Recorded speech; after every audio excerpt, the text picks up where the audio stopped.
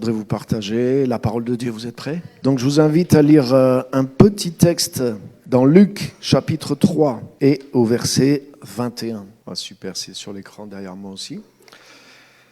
Donc c'est un moment connu dans les évangiles et dans l'histoire de Jésus. Verset 21, comme tout le peuple était baptisé, Jésus aussi fut baptisé. Ça résout des questions aussi. Ah, je suis devenu chrétien, est-ce que je dois être baptisé? T'as vu ça? Jésus lui-même a été baptisé. Wow.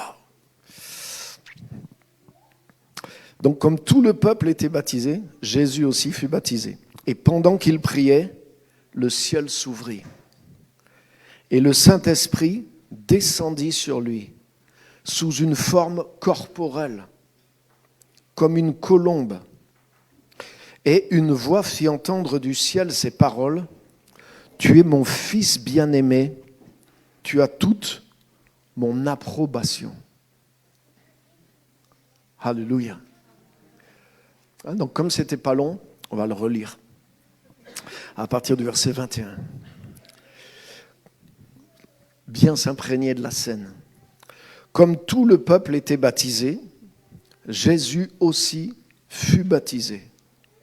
Pendant qu'il priait, le ciel s'ouvrit et le Saint-Esprit descendit sur lui sous une forme corporelle, comme une colombe. Et une voix fit entendre du ciel ces paroles, « Tu es mon Fils bien-aimé, tu as toute mon approbation. » Alléluia. La Bible est un livre de miracles. Alléluia. C'est difficile de vraiment croire la Bible et de ne pas croire aux miracles. Parce qu'en fait, toute la Bible est remplie de choses miraculeuses, de choses surnaturelles. Que ce soit l'Ancien Testament et le Nouveau Testament n'a fait qu'augmenter ça. Alléluia. Et même là, ce texte, voilà, quand on lit les évangiles, on s'habitue à des choses, mais des choses on ne devrait pas s'habituer en réalité. Moi, je me suis refait le film un petit peu, mais je me suis dit, mais c'est complètement bizarre ce qui se passe. Jésus se fait baptiser, il prie, le ciel s'ouvre, jusque-là tout va bien. Mais le Saint-Esprit descend sous une forme corporelle. Ça veut dire que le Saint-Esprit s'est incarné dans une colombe. C'est ça que je comprends, non? Le Saint-Esprit descend sous la forme corporelle d'un oiseau, quoi. Donc oui, tout est possible à Dieu, mais quand même c'est hyper bizarre, non? Et puis ça se reproduit pas dans l'Écriture après. Donc quand même, tu vois, on lit ça, oui, mais en réalité, en soi, c'est... Et la chose qui est en train de se passer, c'est que Dieu le Père fait entendre sa voix. Dieu le Fils est sur terre en tant qu'homme. Et Dieu le Saint-Esprit arrive sous la forme corporelle d'une colombe. Donc Dieu est en train d'avoir sa réunion sur terre. Mais Dieu a dû rigoler. Dieu a dû dire, t'es pas mal toi en oiseau. Et puis Saint-Esprit a dû dire à Jésus, toi en homme aussi, en version homme, t'es pas mal non plus.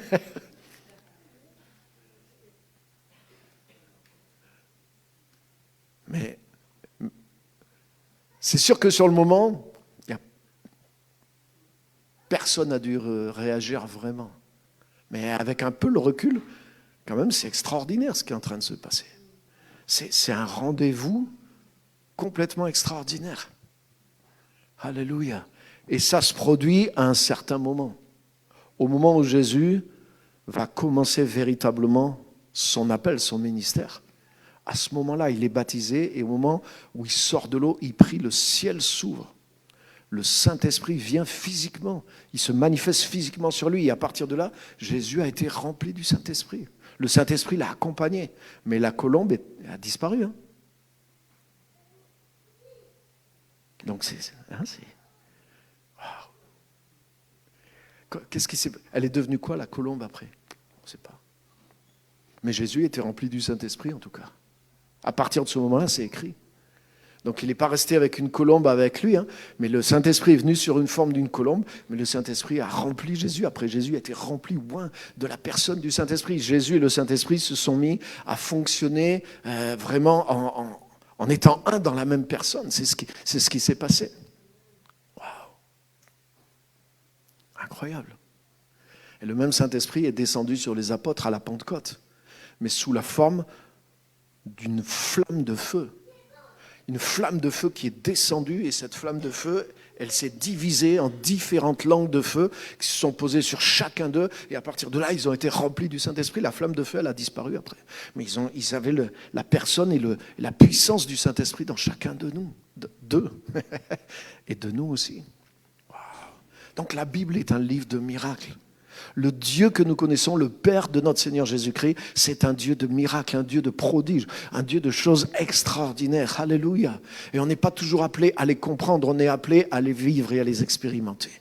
Il y a certaines choses que tu ne peux pas comprendre pour l'expérimenter. Tu dois l'expérimenter pour le comprendre.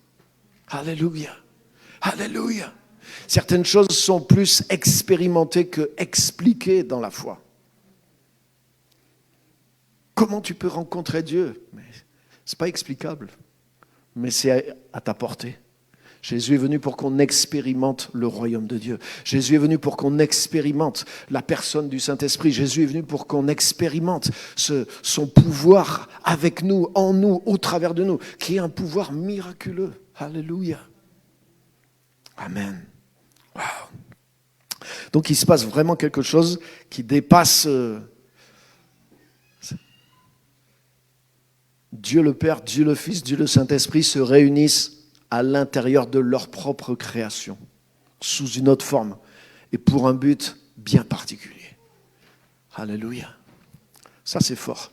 Et la deuxième chose, et c'est sur ça que je veux m'arrêter, c'est la parole que Dieu le Père prononce sur Jésus. Et dans la version de Luc, il lui dit « Tu es mon fils bien-aimé, tu as toute mon approbation. » Waouh.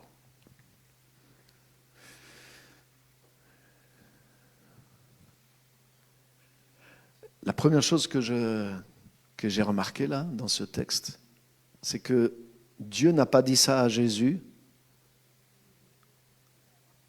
quand, sur la croix, Jésus a dit « Tout est accompli ».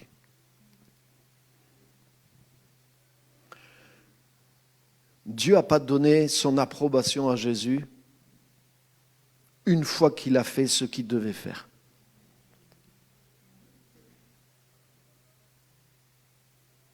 Vous voyez ce que je veux dire? Non? Ben, par exemple, Jésus est au départ d'accomplir sa mission. Et Dieu le Père lui donne toute son approbation, il n'a rien fait encore. C'est ça qui m'a parlé. Beaucoup de gens, ils attendent que Dieu vienne leur donner son approbation à cause de ce qu'ils font pour lui. Seigneur, je te sers. Seigneur, je fais ceci. Seigneur, je fais ça pour toi.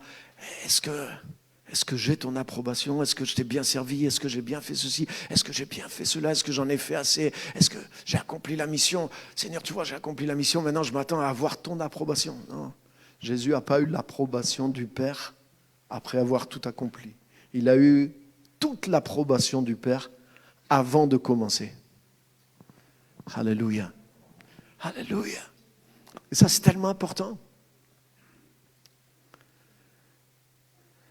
En tant que chrétien, en tant que personne qui servent le Seigneur, tous les chrétiens sont appelés à servir le Seigneur. Mais nous devons bien séparer les choses. Nous ne gagnons pas l'approbation de Dieu par le service que nous faisons. Et avant même de commencer quoi que ce soit pour Dieu, le fait que nous sommes en Jésus-Christ, Dieu nous donne déjà toute son approbation. Alléluia. L'approbation ne vient pas de ce que nous faisons. L'approbation, elle vient de l'identité. Tu es mon fils bien-aimé. Il y a une virgule, mais il pourrait y avoir 2 points. Tu es mon fils bien-aimé. À cause de ça, tu as toute mon approbation. Alléluia. Nous ne sommes pas approuvés par Dieu à cause de ce que nous faisons pour lui. Nous sommes approuvés par Dieu à cause de ce qu'il a fait de nous. Alléluia. Alléluia. Si tu as un employé, ton employé, il a ton approbation une fois qu'il a fait la tâche pour laquelle il est payé. Mais quand tu as des enfants, tes enfants, ils ont ton amour, ils ont ton approbation, le fait qu'ils soient nés, ils sont nés de toi. Hein, tu ne vas pas attendre qu'elle ait réussi et qu'elle te ramène un diplôme d'ingénieur pour lui dire « Ah ben là, pour la première fois de ma... » Mais vous savez qu'il y a des parents qui réagissent comme ça avec leurs enfants. Ils tuent leurs enfants. Parce que ton enfant, il s'évalue, il pense que sa valeur, c'est juste ce qu'il a accompli dans tes critères à toi. C'est pas la meilleure façon de faire. Mais normalement, ton enfant, mais il a toute ton approbation. Ben pourquoi ? Juste le fait qu'il est né, qu'il est là. Il a tout l'amour, il a toute l'approbation. Il sort de toi. Alléluia. Alléluia. Dans une famille normale, je dirais. Et tel que Dieu nous a fait, hein, nos enfants, ils sont déjà tout pour nous. Ils n'ont pas besoin de faire leur preuve. Ils sont déjà notre preuve. Ils sont de nous-mêmes. Désapprouver mon enfant, c'est se désapprouver soi-même. Alléluia. Et même naturellement, mais c'est naturellement en toi, quand tu as des enfants. Alléluia. Hein, des fois, avant des enfants, tu dis, ouais, mais comment je vais faire ? Est-ce que je vais les aimer ? Mais tu sais quoi, tu n'as pas de questions à te poser. Tu n'as pas besoin de faire des cours et de te préparer pour savoir comment faire. Non, quand tu as des enfants, mais tu aimes tes enfants, c'est incroyable. Hein, tu n'as pas besoin de te forcer, quoi. Il y a un amour qui était là et que tu ne connaissais pas. Mais le fait d'avoir des enfants, cet amour pour eux, il sort de toi. Alléluia. Et c'est dès le départ. Et ça aussi, ça, vous voyez, c'est Stéphanie l'autre fois qui nous a parlé de ça, de imiter Dieu. Mais il y a toute la sagesse. Là, par exemple, pour l'éducation des enfants, là, ce que je suis en train de voir là, c'est pas pour ça que je le dis, mais c'est un principe éducatif ultra puissant, en fait. Combien il y a d'enfants, je connais des gens dans certaines cultures indiennes. J'ai vu des blagues comme ça. Il dit, t'es indien, si t'es pas avocat ou médecin, c'est pas la peine de rentrer à la maison quand tu vis en Occident. C'est une caricature, mais c'est vrai. Ça veut dire que pour eux, tant que t'as pas réussi à ce niveau-là, t'es la honte. Et c'est grave. Et la pression qu'il y a dans certaines cultures et c'est vrai c'est pas pour fustiger les Indiens, hein, parce que nous, en Occident, on est comme ça aussi. Mais mauvaise éducation. Est-ce que vous êtes là ? Donc là, vous voulez un bon principe éducatif ? C'est de donner l'approbation à vos enfants avant qu'ils aient fait quoi que ce soit. Alléluia. Qu'ils soient confiants dans leur identité. Qu'ils soient confiants dans qui ils sont à vos yeux, peu importe leurs bons résultats, peu importe leurs mauvais résultats. Alléluia. J'aime pas mes enfants à cause du nombre de diplômes qu'ils ont ou qu'ils n'auront pas. Ça ne va rien changer pour moi. Est-ce que vous êtes là ? Bien sûr, je suis content si c'est le chemin de Dieu pour eux, qu'ils puissent avoir... Mais ça ne va pas faire varier l'approbation qu'il y a vis-à-vis d'eux. Est-ce que vous êtes avec moi ? C'est énorme. Et Jésus, pourtant, c'est Jésus. Mais Dieu a quand même manifesté de façon audible qu'il entende ça avant de commencer quoi que ce soit. Donc ça veut dire qu'il y a une raison. Et si Jésus a eu besoin de savoir ça et d'être établi dans cette force-là avant de commencer quoi que ce soit, à combien plus forte raison, toi et moi, on en a besoin. Alléluia. Et pour être pasteur et fréquenter pasteur et même voyager, voir je suis quand même en contact avec beaucoup de gens qui servent Dieu dans différents appels, différents ministères, et j'en ai lu des quantités d'histoires et de biographies et de situations, mais je peux vous dire qu'il y a quantité de gens qui sont même dans des services, des ministères à plein temps, mais pour eux, cette question, elle n'est pas réglée. C'est-à-dire qu'ils font beaucoup de choses pour essayer de gagner quelque chose avec Dieu.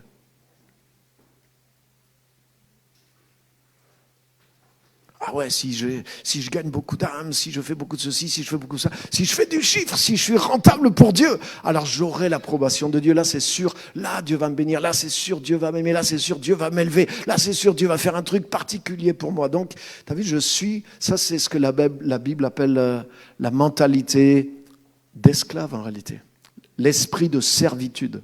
C'est-à-dire, je travaille dans le but, je pense que le travail que je fais va faire changer quelque chose de Dieu envers moi. Comment Dieu me voit, comment Dieu me considère. Non.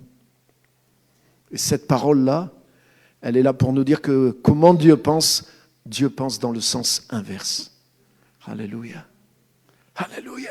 Avant que tu aies fait quoi que ce soit, tu as toute mon approbation. Wow. Et la chose clé pour moi, c'est qu'il lui dit, tu es mon fils bien-aimé. Alléluia. En réalité, Jésus, c'est le Père. Moi et le Père, nous sommes un. C'est même pas, tu es comme moi, alors tu as toute mon approbation. C'est tu es moi. Donc tu as toute mon approbation. C'est même pas si, mais je vais le dire comme ça pour que ça soit plus facile à comprendre. Si le Père, c'est comme si le Père disait, si je deviens un homme et que je suis sur terre, bien sûr que j'aurai toute mon approbation. Mais c'est exactement ce qui est en train de passer. Donc à cause de qui tu es, mais bien sûr que tu as toute mon approbation dès le départ. Wow. Moi j'appelle ça une mise en confiance avant de commencer une mission. Hein? Mais il y a beaucoup de gens, ils servent le Seigneur, ou même ils sont envoyés officiellement. Mais cette confiance-là, il n'y a que Dieu qui peut te la donner. Et c'est quelque chose qu'on doit trouver parce que c'est dans le cœur de Dieu. Alléluia. Et le mieux, on l'a au début, le moins de problèmes on a après. Parce que quand on sert les choses dans cet esprit de servitude, on sert Dieu et on sert les gens, mais dans le but finalement d'avoir une approbation, d'avoir quelque chose, d'avoir un retour, de gagner quelque chose dans le cœur de Dieu, mais on ne va pas faire les choses de la bonne façon parce qu'on ne fait pas les choses pour les bonnes raisons. Jésus, il savait que à partir de là, peut-être il le savait déjà, mais là, il le savait encore plus. Il savait que tout ce qu'il allait faire pour Dieu, à partir de ce moment-là, ça ne changerait absolument rien. Ça ne va rien rajouter et ça ne va rien enlever dans la relation, dans la manière dont Dieu sera avec lui, dans la manière dont Dieu le considère, etc., etc., etc. Est-ce que vous êtes là? Alléluia. Il n'avait pas une pression pour plaire à Dieu. Mais il était lancé dans une confiance totale que, étant le fils bien-aimé du Père, tout ce que Dieu était en lui, tout ce que Dieu avait déposé en lui, tout ce qu'il était dans sa nature, mais il avait le potentiel parfait pour pouvoir accomplir parfaitement la mission, à tel point que dès le départ, Dieu lui dit, tu as toute mon approbation. C'est comme si Dieu lui disait, mais tu as le feu vert. Vas-y, fais les choses que tu as à faire, tu connais la mission, prends les décisions, vas-y, j'ai totalement confiance en toi, tu as toute mon approbation. Pourquoi? Mais tu es mon fils bien-aimé, c'est-à-dire je suis moi-même en toi, je me suis investi moi-même en toi. Donc je n'ai pas de meilleure garantie pour moi que moi-même qui suis toi et qui suis en toi. Vous me suivez? Mais en réalité, être chrétien, c'est la même chose. Vous avez reçu Jésus dans votre cœur. Mais comment Jésus est venu dans votre cœur? Parce que le Saint-Esprit est venu dans votre cœur. Et Jésus, il dit, celui qui s'attache à moi, mon Père et moi, nous viendrons. Et nous ferons notre demeure chez lui. Celui qui s'attache à moi, qui s'attache à ma parole, qui veut vivre selon ma parole, mon Père et moi, nous nous attacherons à lui et nous viendrons et nous habiterons dans cette personne. Waouh! Mon Père et moi, donc le Père et le Fils. Et comment le Père et le Fils, ils viennent en toi, techniquement, mais par le Saint-Esprit. Donc ce rendez-vous qu'il y a eu sur terre, autour, avec et dans la personne de Jésus, ce même rendez-vous, il s'est fait avec toi aussi. Alléluia. Alléluia. Devenir véritablement chrétien, rentrer vraiment dans le contact, la relation, rentrer en Jésus, ce que la Bible appelle, que Paul y dit, si quelqu'un est en Jésus-Christ, quelqu'un rentre en Jésus-Christ, devient une nouvelle création. Alléluia. Et c'est une rencontre à l'intérieur de ta vie aussi. Le Père, le Fils et le Saint-Esprit sont impliqués. Amen. Et Dieu investit en toi. Dieu s'investit personnellement en toi. C'est pas juste Dieu t'envoie des paroles.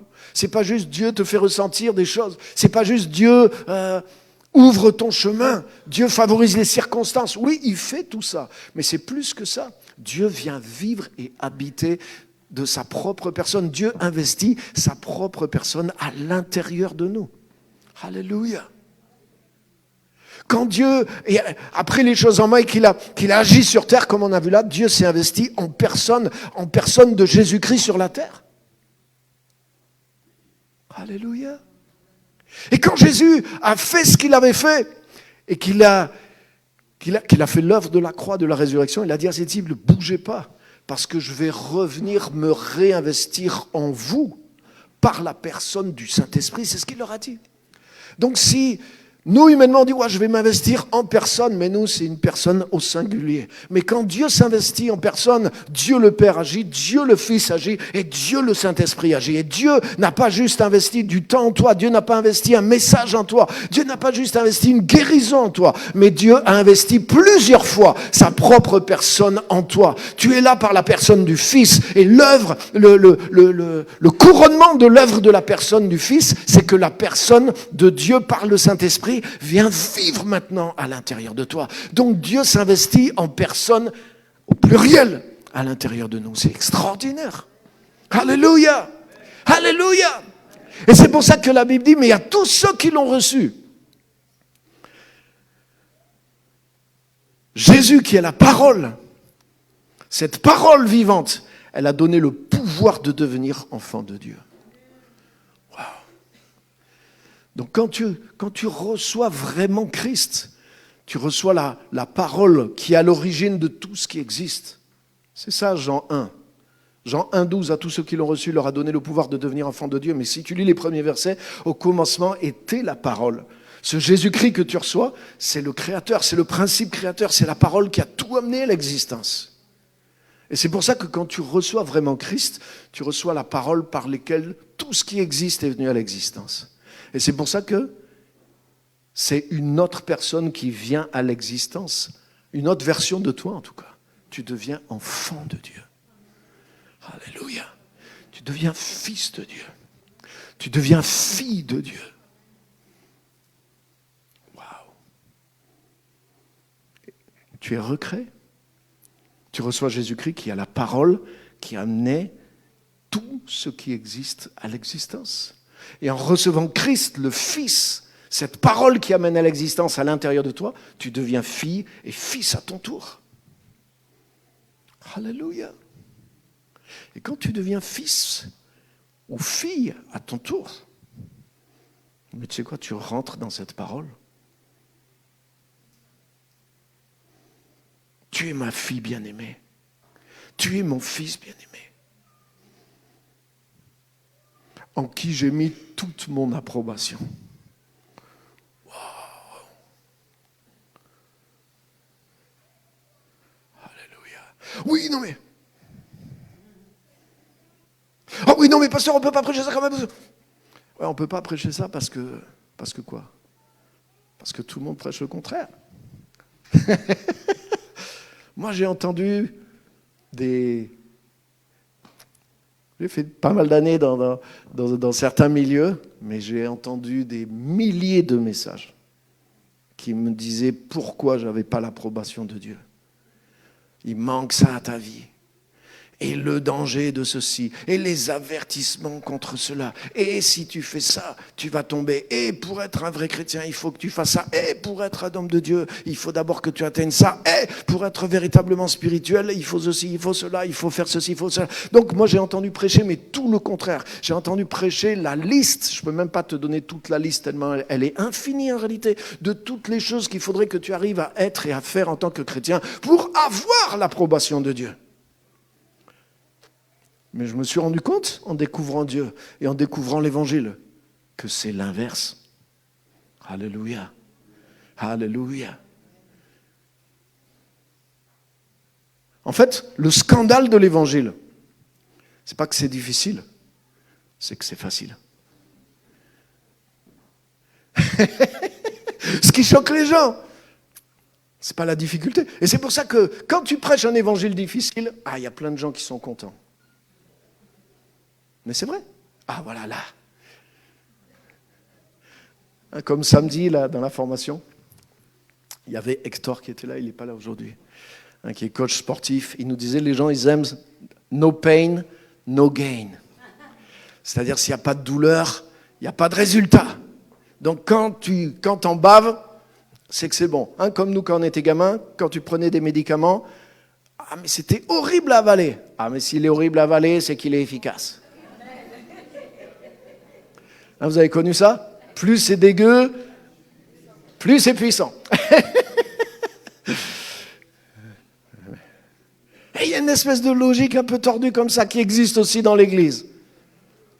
Mais j'ai découvert, plus j'avance, en tant que chrétien, en tant que pasteur, en tant qu'enseignant. Et la parole, je commence à la comprendre un petit peu.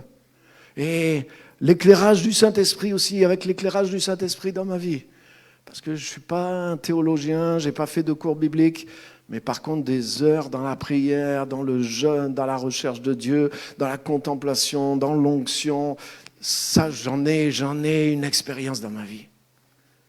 Et plus j'ai commencé à écouter la Bible à la lecture du Saint-Esprit, plus je me suis rendu compte que c'est le contraire de ce que beaucoup de choses qu'on entend, ou qu'on perçoit peut-être, qu'on comprend.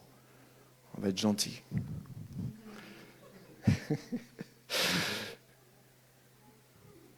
Alléluia. Mais l'exemple, il est là. Oui, pasteur, mais c'est Jésus. Oui. Mais j'ai découvert que le Saint-Esprit, il fait exactement la même chose avec nous. Il est dit que Jésus, il est le premier d'une multitude de frères et de sœurs. Alléluia. C'est-à-dire que Jésus, on nous l'a souvent présenté comme le modèle qu'il faudrait imiter.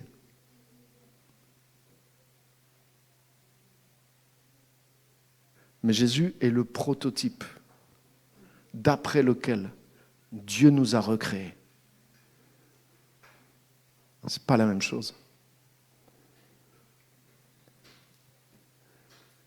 Alléluia. Et je vais vous la faire beaucoup plus simple. Monsieur Ferrari invente une première Ferrari. Maintenant, Twingo de chez Renault. La Twingo de chez Renault voit ce modèle de Ferrari. Et là, tous les contremaîtres, tous les grands intelligents de chez Renault vont voir Twingo et vont lui dire « Twingo, tu vois Ferrari là-bas ? Bon, la couleur, le rouge, ça va être vite fait. Mais maintenant, développe-toi, transforme-toi, prie, jeûne, grandis. Tu dois devenir comme Ferrari. »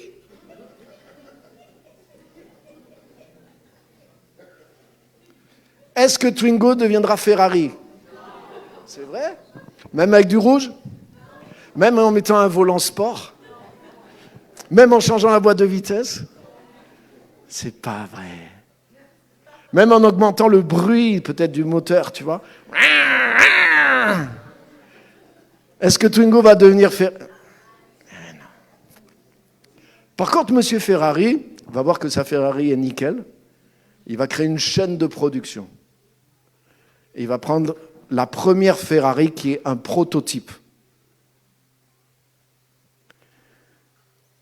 Une fois que ce modèle est parfait, il va prendre ce modèle, il va le mettre en tête de la chaîne, et maintenant la chaîne de production va simplement dupliquer ce prototype pour refaire d'autres modèles de Ferrari.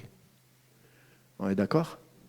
Et maintenant, tous ces modèles-là, tu n'as pas besoin de leur dire « Tu dois te transformer pour devenir Ferrari comme le numéro 1. » On est d'accord ?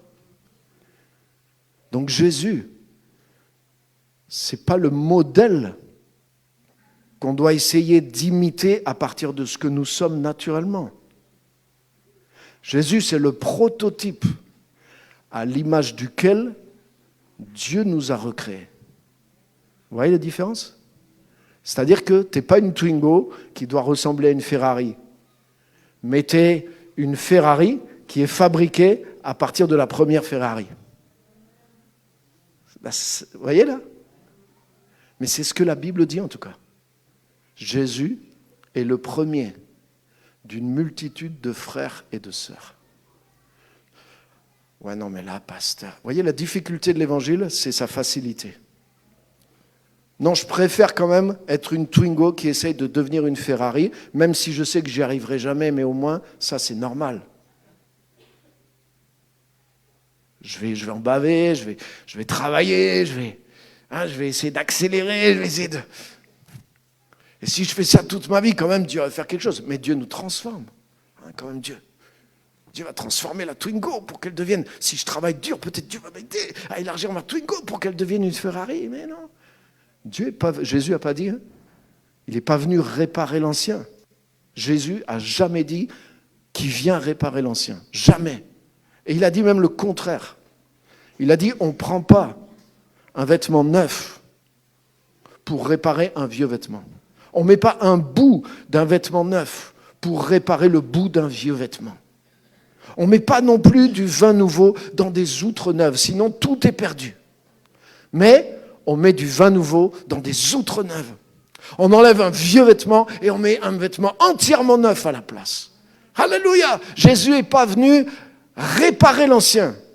Jésus est venu détruire l'ancien et le remplacer par du nouveau. Jésus a pris ta vieille Twingo, qui était toute pourrie, et tu sais quoi? Il a dit non, on ne va pas essayer de la récupérer, on ne va pas essayer de l'améliorer, d'en faire quelque chose, on va la détruire. Et quand Jésus a été à la croix, il a détruit l'ancien. Alléluia. Et quand Jésus est ressuscité, Dieu a créé quelque chose de nouveau en lui. Alléluia.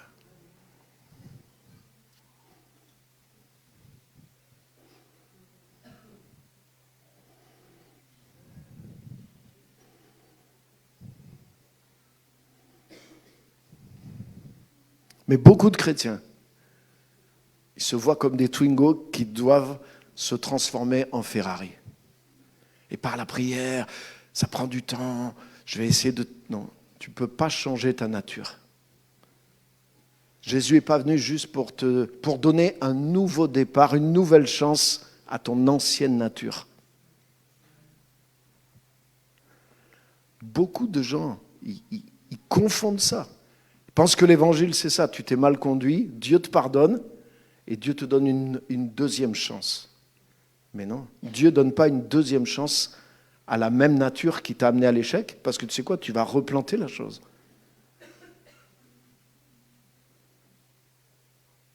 C'est plus qu'il te pardonne. Il refait tout. Et il l'a déjà fait. Il dit voilà, avec ta Twingo, tu as fait toutes ces boulettes-là, ok, on efface ça, mais je ne veux pas donner une deuxième chance à ta Twingo, je vais bousiller ta Twingo. Et c'est ce qu'il fait, c'est ce qu'il a fait, Jésus. Jésus nous a amenés à la croix. Vous voyez, on a lu, comme tout le peuple se faisait baptiser, Jésus a été baptisé aussi. Alléluia. Jésus a pris tout le monde avec lui. Symboliquement, hein, mais il nous a tous amenés dans la mort. Il nous a tous amenés dans la mort de la croix pour détruire le vieil homme, pour détruire la nature du péché, pour détruire la malédiction, pour détruire tout ce qui faisait que le malin avait une emprise sur nous. Alléluia. Et dans sa résurrection, la Bible déclare, il a recréé en lui un homme nouveau, c'est-à-dire une humanité nouvelle, une Ferrari. Alléluia. Ça veut dire exactement, littéralement, ça veut dire que quand tu viens à Christ, hier tu étais une Twingo, le lendemain tu es une Ferrari. Le truc, c'est que c'est là que ça met du temps à venir dans notre tête. Pourquoi ? C'est trop facile. Le problème, c'est que c'est trop facile. Ah non, mais quand même, c'est trop facile. Je ne peux pas comme ça, du jour au lendemain. Déjà, Dieu pardonne tout, du jour au lendemain, comme ça. C'est trop facile. Et c'est ça le scandale de l'Évangile. C'est qu'il est trop facile. Mais si tu crois dans cette facilité et que tu l'acceptes, mais tu ne vas pas attendre 20 ans pour le vivre. Tu vas le vivre instantanément. Et en général, c'est ce qui se passe. Quand tu viens à Jésus, tu le vis instantanément. Mais c'est tout ce que tu entends après qui te fait revenir dans ta Twingo.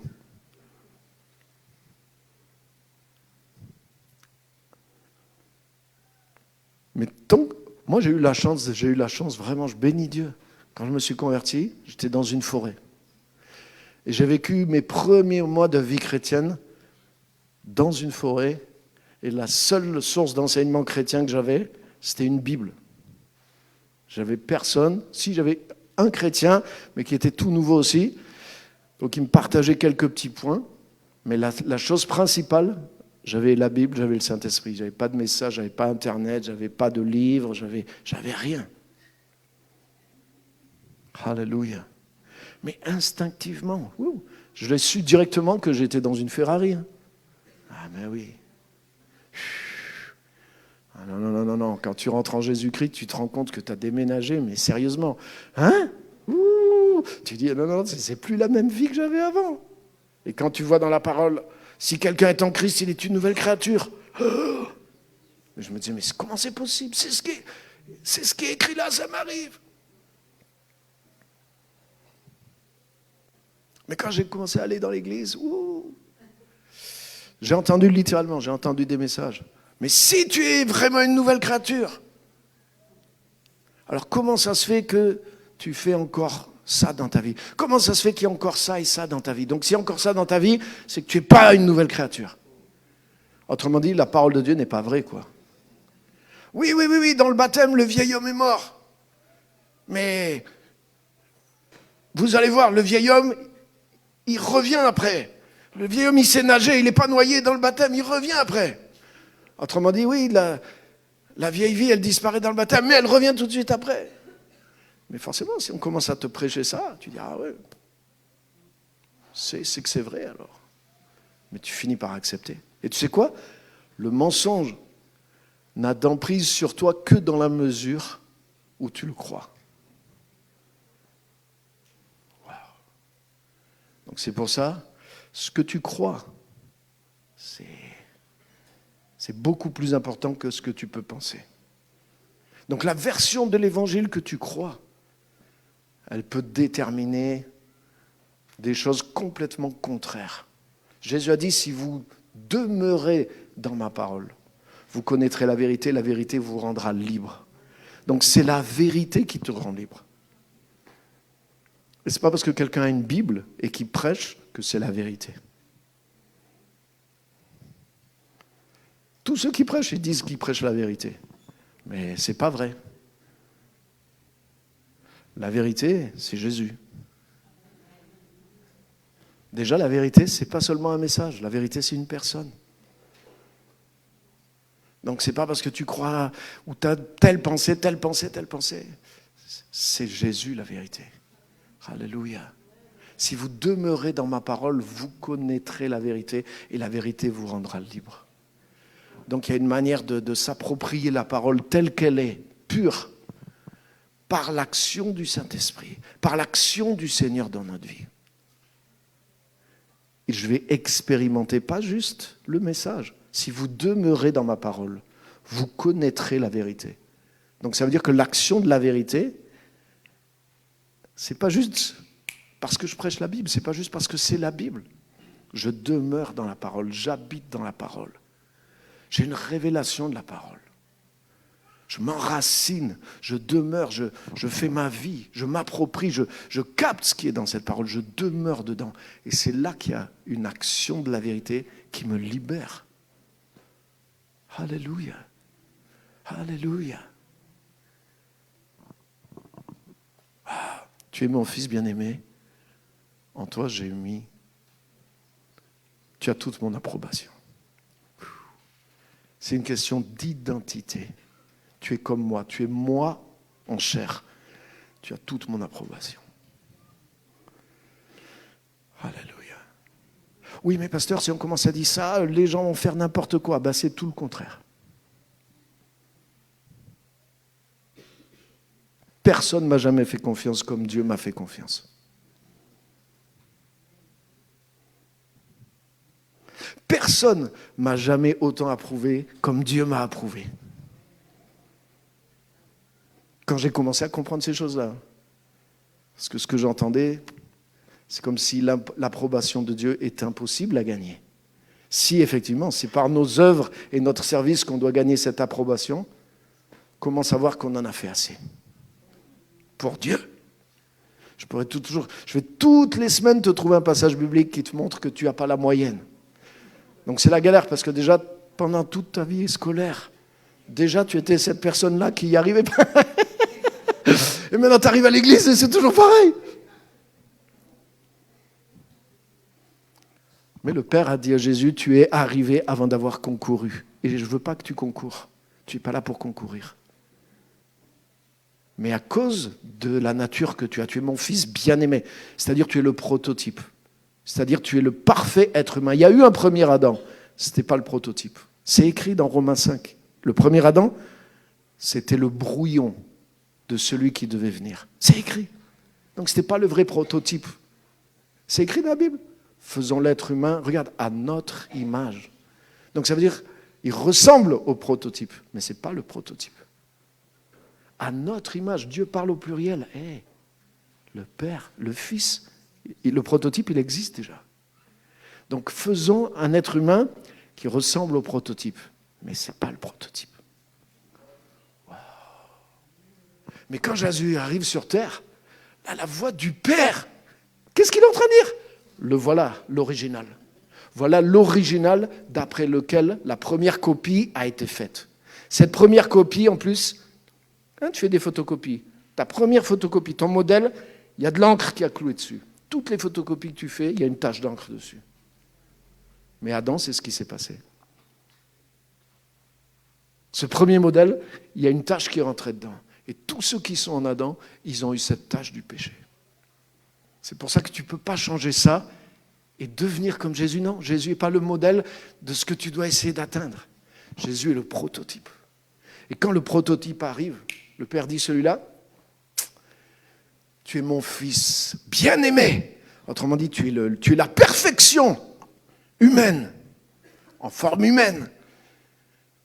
Tu as toute mon approbation dès le départ. Ça veut dire tout ce que tu vas être, tout ce que tu vas dire, tout ce que tu vas faire, tu es l'expression de moi. Donc, autrement dit, c'est une mise en confiance totale. C'est comme si, avec toi, j'y vais les yeux fermés. Wow. Et tu crois que quand quelqu'un te met en confiance comme ça, la première chose que tu penses, c'est comment je vais faire pour le trahir ou pour faire du n'importe quoi ? Mais c'est impossible. C'est impossible. Surtout si cette personne, c'est sa propre nature que tu as. C'est pas juste un engagement moral.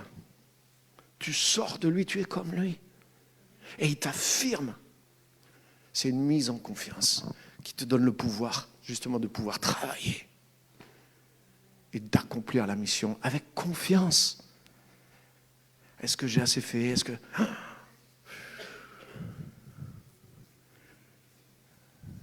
Moi, en tant que pasteur, là, si je devais peser en tonnes tous les doutes que j'ai eus dans ma tête, mais ça, je peux vous en amener des camions entiers.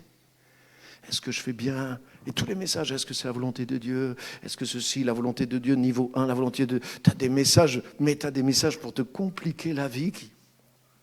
Donc je ne dis pas qu'il ne faut pas savoir certaines choses, mais des fois, Plus tu en sais, plus le chemin, il était étroit au départ, mais là, c'est impossible.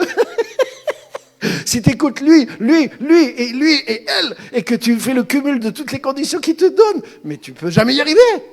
On est d'accord ? Donc ça veut dire que ce n'est pas une vérité absolue tout ce qui est dit là, parce que ça rend les choses complètement impossibles. Est-ce que vous êtes avec moi ? Alléluia. Et en Jésus, mais Dieu nous a envoyé Jésus pour ouvrir une autre voie. Une autre voie. Souvent, on est en train de reproduire des schémas qui auraient leur place dans l'ancienne alliance. Mais la nouvelle alliance est venue faire quelque chose d'autre. Jésus, c'est écrit, il a détruit ce qui était ancien. Même dans la manière dont Dieu agissait sous la nouvelle alliance. Et il a créé vraiment quelque chose de complètement nouveau. Alléluia. Et dans cette dimension-là, c'est dès le départ que tu as l'approbation. Et ça vient de ton identité. À cause, tu es mon fils bien-aimé. Tu es ma fille bien-aimée. Alléluia. Établis-toi là-dedans. Établis-toi dans cette identité que tu as en Dieu. Réalise. C'est pas ce que j'ai fait pour devenir. Non, c'est ce que Dieu a fait de moi. Quand je l'ai reçu instantanément, je suis passé de Twingo à Ferrari. Je suis passé de Adam à Jésus-Christ. Mais c'est ça.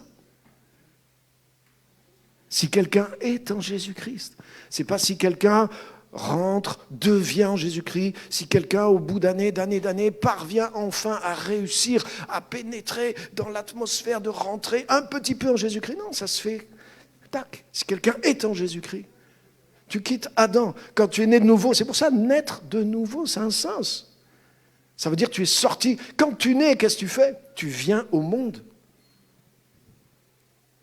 Jusque-là, tu connaissais que... Tu étais Aquaman. En moins balèze, quoi. Mais tu étais Aquaman. Hein, tu étais dans l'eau. Tu avais une perception des choses, mais de loin. Mais quand tu es né, tu es rentré dans la vraie réalité. Alléluia. Alléluia. Et en réalité, tu n'étais pas fait pour vivre Aquaman tout au long de ta vie ou Aquawoman. Quand tu es nouveau, tu rentres dans le monde de Dieu. Tu rentres en Christ instantanément, pas par toi, mais par la puissance de Dieu, par la puissance de tout ce que Dieu a fait en Jésus-Christ. Alléluia. Mais comment c'est possible ? C'est un mystère, c'est un miracle. Comment tu es rentré en Adam ? Tu es né sur terre. Tu es né une fois. Tout ce qui est né de la chair est chair. Tout ce qui est né d'Adam est Adam. Mais tout ce qui est né de Dieu est en Jésus-Christ. Et si quelqu'un est en Jésus-Christ, il est une Ferrari. Alléluia. Wouh! Alléluia! Dis à ton voisin, tu es une Ferrari. Tu n'es plus une Twingo, une 2 chevaux. Tu es une Ferrari. Alléluia!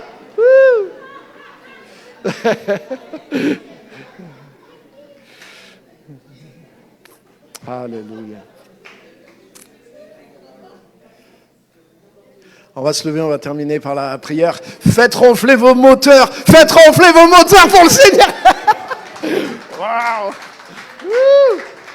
Sortez-moi tous les chevaux qu'il y a dans le capot, là. Il y a plus de chevaux dans ton véhicule que ce que tu penses. Parce qu'à force de croire que tu es ceci, que tu n'es pas cela, si tu es vraiment né de nouveau, mais tu as des chevaux sous le capot. Commence à appuyer sur la pédale, commence à les faire sortir, commence à croire, commence à être en confiance pour servir le Seigneur. Tu ne le fais pas pour gagner son approbation. Tu agis à partir de cette nature nouvelle qui est en toi. Alléluia. Levons nos mains dans sa présence. Bénissons-le. Il est notre Père. On le chante, on le dit. Et il nous aide à le réaliser par sa parole. Alléluia. Pour moi, l'enseignement, c'est ça. L'enseignement, c'est dévoiler, c'est révéler l'œuvre de Jésus. Et toute ma vie, je peux prêcher ce message-là. Parce qu'on a tellement de couches à comprendre et à comprendre. Alléluia. Alléluia. L'évangile est tellement glorieux, miraculeux qu'on a besoin sans arrêt de l'entendre pour le croire. La facilité de l'évangile est tellement énorme qu'on a besoin d'entendre le message pour le croire et pour le vivre. Alléluia. C'est un scandale pour les Juifs, c'est une folie pour les rationnels, pour les Grecs. Mais c'est la puissance de Dieu pour tous ceux qui croient. Alléluia. Je veux croire, Seigneur. Oui, mais Dieu est un Dieu de miracles. Alléluia. Notre Père nous aime et il a la puissance, le miracle. Et il a envoyé sa parole accomplir ce miracle de la nouvelle création. Si tu es en Christ, tu es une nouvelle création. Alléluia. Et si tu n'es pas en Christ, mais tu peux être en Christ instantanément. Tu peux dire Seigneur Jésus, peut-être c'est ton cas. Peut-être tu n'es pas sûr, peut-être tu pries, tu aimes un peu Dieu, tu as vu Dieu agir, mais tu n'es pas vraiment en Christ. Ben, ce matin, tu sais quoi? Reçois Christ dans ta vie. Reçois cette parole créatrice, sans condition. Dis pas, oui, mais si je reçois Jésus, il va se passer ça. Mais tu veux devenir tu veux être une Twingo qui évite les problèmes ou être une Ferrari qui distance les problèmes?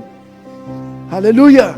Donc si tu veux vraiment, mais dis-lui, et dis-lui de tout ton cœur, dis-lui Seigneur Jésus, si c'est ta première fois, ou peut-être tu as pris un mauvais départ parce que c'était pas réel, mais fais-le aujourd'hui de tout ton cœur. Et dis-le avec moi, dis-lui Seigneur Jésus, viens dans ma vie et recrée-moi, que je devienne enfant de Dieu. Alléluia. Que mes fautes soient effacées, mais que ma nature soit changée selon le prototype, le modèle de Jésus.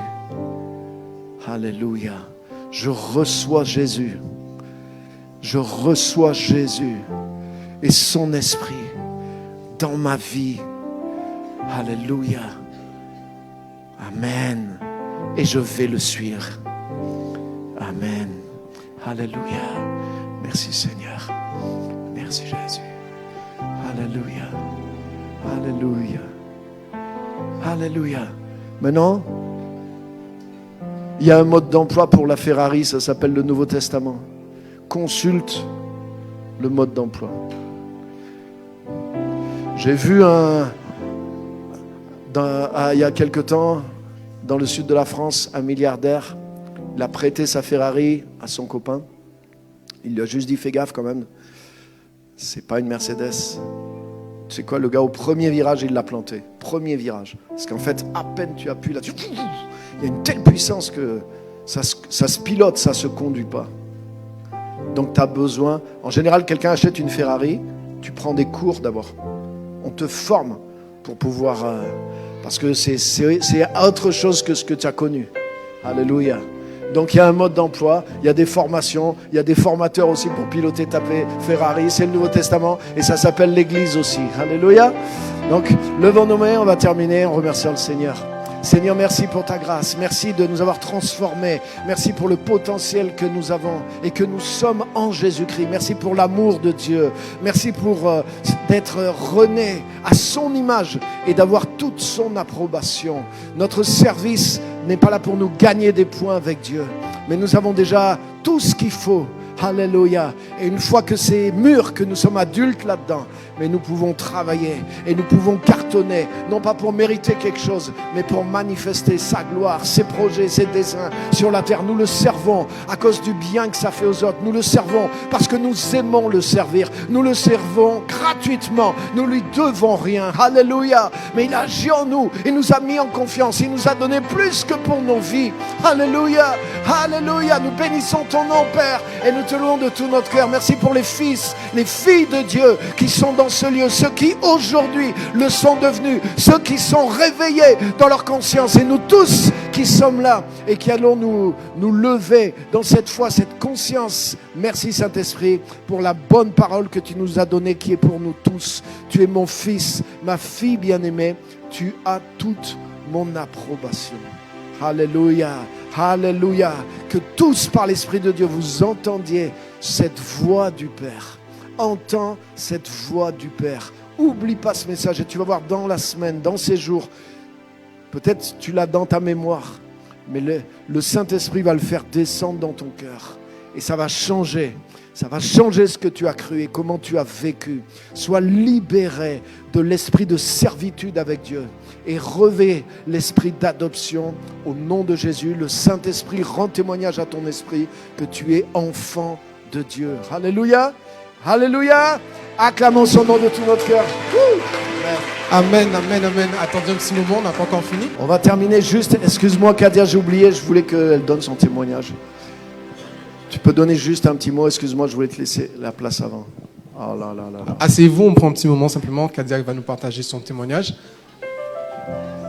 Donc on a le privilège d'avoir notre sœur Kadia qui est très attachée ici à l'église, Oui, bonjour. qui est née de nouveau aussi au travers de personnes de l'église. Et donc voilà, elle a un petit peu de parcours. Excuse-moi, j'ai oublié de... Vas-y, si tu peux nous résumer un peu et nous parler d'un peu de... Bonjour tout le monde. Bon, il y en a qui me connaissent ici. Pierre m'a demandé de faire un petit témoignage de ma rencontre avec Jésus. Et Comment tu es devenue une Ferrari? Et comment je suis devenue une Ferrari. Là, comme ça. Tu me guides un peu pour que ça soit synthétique. Mais, moi, j'ai rencontré le Seigneur par étapes. Parce que j'ai un peu résisté et je ne comprenais pas trop, je ne reconnaissais pas la voix du Seigneur. Mais Valérie, que j'embrasse, elle doit nous écouter. Là, elle n'est pas là aujourd'hui, mais elle m'a parlé de Jésus. Elle est venue me chercher un jour à l'aéroport et elle m'a expliqué en fait que là où j'étais, je cherchais Dieu dans le Coran, dans le chamanisme, des choses qui n'étaient pas bonnes du tout. Ma vie, elle n'est pas bien. Et elle m'a parlé de Jésus, elle m'a juste dit, mais Jésus, c'est la vérité. C'est une phrase, le mot de Jésus n'est jamais sorti de ma tête. Je suis partie à Bordeaux, il y a plus de 8 ans, et là-bas, ça a été très compliqué. J'avais beaucoup de problèmes, des choses même surnaturelles. C'était très, très, très dur. Et ma vie, elle a fait que... Enfin, mon moral, j'avais l'esprit vraiment qui allait de moins en moins bien. Et puis un jour, je la fais courte, mais du coup, je suis allée prier dans une petite église à Andernos. Et j'ai demandé que Jésus vienne m'aider parce que j'avais des idées suicidaires, en fait. Je comprenais vraiment plus le sens à ma vie, trop de malheurs qui se répétaient. Et je crois 1 ou 2 jours après, j'ai commencé à aller mieux. J'ai senti une paix en moi. Et puis, c'était, je crois, 10 jours avant le confinement. Et puis, voilà, il y a plein de portes qui sont ouvertes. J'ai trouvé un appartement, mais c'était un miracle. C'était impossible de trouver un appart là-bas avec mon salaire et tout. Enfin, voilà, des bénédictions qui me sont tombées dessus, quoi. Et puis, j'ai continué d'avancer, mais j'étais en couple, dans un couple catastrophique, mais dans lequel je suis restée. Et je priais pour que Dieu change ce couple, que ça se passe bien, etc. Et en fait, ça ne marchait pas. Mais il y a une parole en Dieu, il dit la vérité. Et moi, en fait, j'étais pas dans la vérité. Et j'ai compris, j'ai prié Dieu, j'ai dit maintenant fais ce que tu veux, en fait. Et là, il m'a montré ce qui était caché. Et du jour au lendemain, mon cœur s'est détaché de cette personne et Dieu a commencé à vraiment se manifester dans ma vie. J'ai changé, mais les gens autour de moi l'ont vu. Et j'ai des amis, on a commencé à parler de Jésus ensemble. Mais j'allais pas à l'église. Et un jour, Valérie m'a dit, de toute façon, faut que tu ailles dans une église. Et je voulais pas aller dans les églises. J'avais tellement peur d'aller dans une secte que j'ai dit non. Et on m'avait parlé de Momentum à Bordeaux. Et je suis allée au travailler. Et là, il y a une nouvelle collègue médecin qui arrive. Et quand je la vois, c'est comme si je la reconnaissais. Et il s'est passé un truc un peu surnaturel, en fait. Et je me suis réveillée une nuit, j'ai eu des paroles du Seigneur qui m'a dit regarde, des paroles sur Internet. En fait, c'était conduit. Et j'ai vu en fait ma collègue sur une vidéo de Momentum. Et il m'a dit Dieu, mais c'était vraiment là pour le coup j'ai entendu parce que je devais être un peu sourde. Il m'a dit non, tu vas dans cette église. Et donc je suis partie voir ma collègue qui m'a donc expliqué que c'était pas une secte, etc. Elle m'a invitée et je suis rentrée dans l'église et j'ai ressenti l'amour de Dieu comme ça. Et j'ai eu un verset qui est venu en me disant mais toi tu pardonnes pas à ton ex là, tu veux qu'il te mette à genoux pour te demander pardon. Il dit et toi tu as vu la poutre que tu as dans ton œil, toi aussi tu as participé à ça. Et en même temps ma colère disparaît et il me remplit d'amour. C'était assez incroyable quand même en fait, c'était le contraire de ce que moi je pensais, c'est ce que tu disais tout à l'heure. Et donc là là ça y est, j'avais vraiment la révélation. Et puis Dalila, Valérie, Sania m'ont accompagnée, et sœurs, et j'ai eu des délivrances. Et c'était le week-end de l'Ascension. J'ai eu des délivrances, j'ai vu des choses merveilleuses. J'essaie de la faire courte, mais c'est long, pardon. Et je suis rentrée dans l'église. Tu as vécu plusieurs expériences, même surnaturelles. Ouais, j'ai vécu des expériences surnaturelles. Avec le Saint-Esprit, visuel, tu as vu des choses. Voilà. Bref, surnaturellement, tu as touché la dimension surnaturelle de Dieu, tout en passant au travers aussi de délivrance, aussi de liens spirituels, etc. Tout à fait. Il m'a enseigné en très peu de temps, de manière instantanée, sur le monde spirituel. dans ce que j'étais avant, ma famille, mes ancêtres, qui remontaient jusqu'à l'Égypte, et sa réalité à lui d'un amour qui dépasse. Mais moi, j'ai vu l'amour de mes yeux, c'est incroyable. Un amour qui est visuel aussi, qu'on ne voit pas, mais il est là partout, ça se transporte de cœur à cœur, c'est dans la Bible. Hein. Et puis, quelques temps après, je me baptise. Ma mère est guérie la veille de mon baptême par des délivrances. Et Pierre rencontre mon frère, va avec sa guitare, il fait des louanges. Mon frère, 3 mois après, rencontre le Seigneur au bord d'un lac. Il était d'un cœur de pierre, il aimait personne, il aimait personne. Et d'un seul coup, il rencontre l'amour, il pardonne à la mère de ses enfants. Il dit qu'il n'a jamais autant aimé ses enfants comme ça. Et plusieurs personnes sont là pour témoigner. Voilà, donc ça s'est fait comme ça. Ma mère s'est baptisée, mon frère s'est baptisé dans la même année. Mon neveu autiste a commencé à nous parler, à avoir des liens d'amour avec nous qu'il n'avait plus du tout. Enfin, c'était incroyable. Et puis, quelques temps après, je vais à l'église et le Seigneur, de manière très forte, me fait comprendre qu'il m'a mis la mission dans mon cœur. La mission. La mission. Ouais. La mission, d'aller en mission en fait. Et j'ai peur, hein, j'avoue, ça me fait tourbillonner, mais c'est dans mon cœur, donc c'est quelque chose comme une conviction, je ne peux pas faire autrement. Et à l'église où je suis, justement, c'est là où Dieu il conduit toutes choses, même si on ne veut pas, en fait. Ils font plein de missions, en fait, on va soutenir des missions à l'étranger. Et moi, j'avais peur de voyager. Mon père, je l'ai perdu à 13 ans et il est parti mourir au Mali. Et j'ai jamais voulu aller en Afrique. Moi, j'étais une petite Française. Oh là là, je veux pas aller là-bas. Et vraiment, hein, une mentalité très fermée et très peureuse.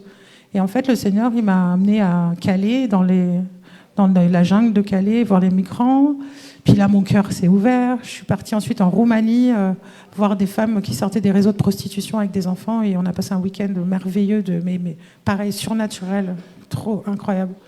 Et mon cœur s'est ouvert à ça encore et encore. Et des confirmations, en fait, en avançant dans ce que Dieu m'a dit, les portes s'ouvraient, en fait. Je ne comprenais pas. Puis un jour, il y a une porte qui s'est ouverte que je n'imaginais jamais, c'est d'aller en Inde. Et c'était un pays où jamais je voulais aller de ma vie, parce que pour moi, c'était flippant. C'était tout ce qui me faisait le plus peur au monde. Sauf qu'en fait, d'un seul coup, j'avais une paix et un amour et une envie de partir là-bas, quoi. Et j'y suis partie en novembre avec l'église. J'ai eu une année difficile là et j'avais un peu perdu ma joie, et en allant en Inde, j'ai retrouvé ma joie d'enfant, mais une joie surnaturelle qui me quitte plus, un amour incroyable. J'ai vu des missionnaires là-bas qui ont des témoignages, en fait Dieu, en fait, ce que j'ai envie de vous dire aujourd'hui, c'est que Dieu il nous a donné aussi des missions, et c'est ce verset qui m'a pas quitté depuis que je suis allée en Inde, c'est là où ton pied foulera toute seule, que ton pied foulera, je te le donne. Et ça, je suis en train de comprendre ce verset-là depuis des mois. Et en fait, à Bordeaux, on a un esprit mission qui est aussi à côté de Bordeaux, dans un quartier. Et depuis quelques mois, le Seigneur a multiplié les enfants, les fils de Dieu, pour ce service. On était 7, on est 40, d'un seul coup. Et on est en train d'étendre le royaume de Dieu dans un quartier les plus terribles de Bordeaux. On voit des gens qui sont de toute confession arriver à l'église, des enfants, des femmes musulmanes qui viennent à l'église. C'est incroyable ce qui est en train de se passer. Et en fait, c'est peut-être ça aujourd'hui que j'avais à cœur, Dieu là, il a donné aussi à chacun d'entre vous des territoires, il va vous envoyer, écoutez Dieu en fait. Et là où votre cœur va, allez-y, posez votre pied. Rien que ça, c'est déjà poser le royaume de Dieu, quoi. On n'est pas obligé de faire plein de choses, mais voilà, c'est un peu ce verset-là. Méditez-le. Je bénis cette église. Les enseignements de Pierre m'ont beaucoup aidé à ne pas m'éparpiller. J'ai suivi DM1, DM2. J'ai hâte que le 3 arrive. Vraiment, c'est merveilleux. On n'a pas ça partout. Et moi, je suis bénie d'avoir cette église parce que c'est l'église de mon cœur. Merci Pierre. Voilà, compris pour les missions de Pierre aussi, pour tout ce qu'il est en train de faire. Et voilà, merci Pierre. Super, merci beaucoup Kadia. Alléluia. Juste une dernière question. Une dernière question. Kadia, après tout ce parcours que tu as, ça fait au moins 20 ans que tu es convertie. Non, pas du tout. Ça fait combien de temps que tu as rencontré le Seigneur? Ça va faire... il y a 3 ans, le 19 mars, je rentrais dans l'église. 3 ans. Le 19 mars.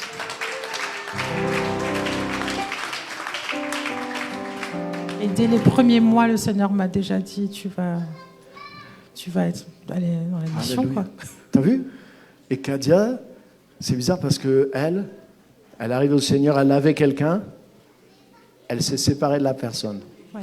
Aujourd'hui, elle est célibataire. Oui. Beaucoup de gens, ils arrivent dans l'église, le premier truc qu'on leur dit, il faut le mariage, il faut le mariage.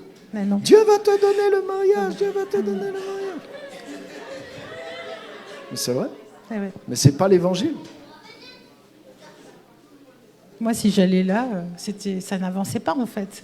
Ça Là, n'avançait pas. elle a la passion, hein. Ça se voit là. Hein. Et elle a retrouvé sa joie cette année Ouais. en allant servir le Seigneur en Inde. En Inde. J'ai vu la joie là-bas comme elle est incroyable. Et ici, les enfants ont besoin de la joie des enfants de l'Inde. C'est ça, moi, qui m'a touchée. Les enfants ici sont tristes. Hein. Ils sont tristes. Il faut aller les chercher. Ça m'a renversé mon cœur, je vous jure. Ici, il y a besoin de missionnaires en France. Amen, amen, amen. Voilà. C'est le vrai bonheur, il n'est pas dans ce que Dieu peut nous donner, mais il est à accomplir. Quand tu es une Ferrari, tu es fait pour rouler sur des circuits. Ce circuit, c'est servir le Seigneur, mais pas pour gagner son approbation, pas pour devenir une Ferrari, mais parce que tu es une Ferrari. Que Dieu vous bénisse. Amen. Merci beaucoup pour ton